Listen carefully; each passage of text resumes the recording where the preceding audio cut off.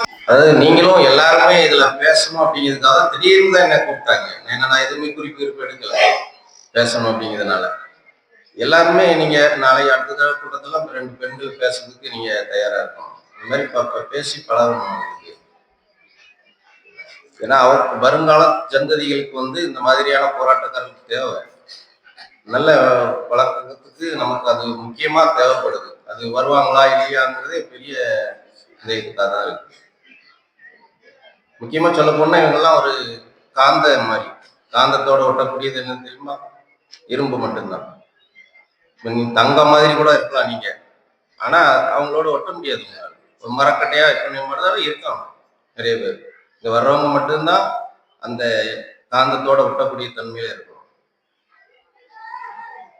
அதுபோல நம்ம இந்த போராட்டத்தை ஏதோ யாருக்கும் எதிர்ப்பானவங்களா நம்ம நடக்கிறோம்னு இல்லை. நம்ம மக்களுக்கு நம்ம வாழ்வாதாரத்துக்காக தான் நாம இருக்கோம் அப்படின்னு நினைக்கிறோம். இந்த குளங்கள் உருவானது காலங்கள்லாம் சொல்றாங்க. அப்ப இனி எத்தனை காலத்துக்கு இது இருக்க முடியும்? சரியான நடை இல்லைன்னா நாம இந்த இடத்தை விட்டு காலி பண்ணி தான் போற மாதிரி இருக்கும். அவர்களுடைய அதிகாரத்துக்கும் அவர்களுடைய ஆட்சியினுடைய இதுகளுக்காக தான் நம்ம பயந்து போற மாதிரி இருக்கும்.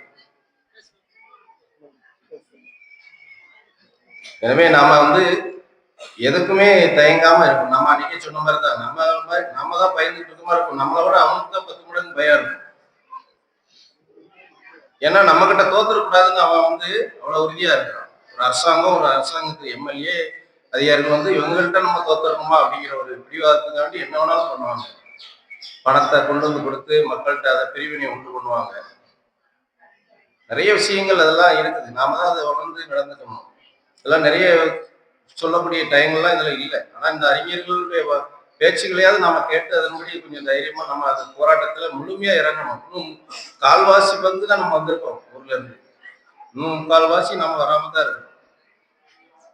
அதெல்லாம் அப்ப என்னைக்குமே நம்ம விட்டு கொடுக்காம நம்ம கிராமத்தை வளர்ந்தாதான் எல்லாம் நம்ம சுற்று வட்டாரங்களும் சுற்று வட்டார கிராமங்களும் வளர முடியும்.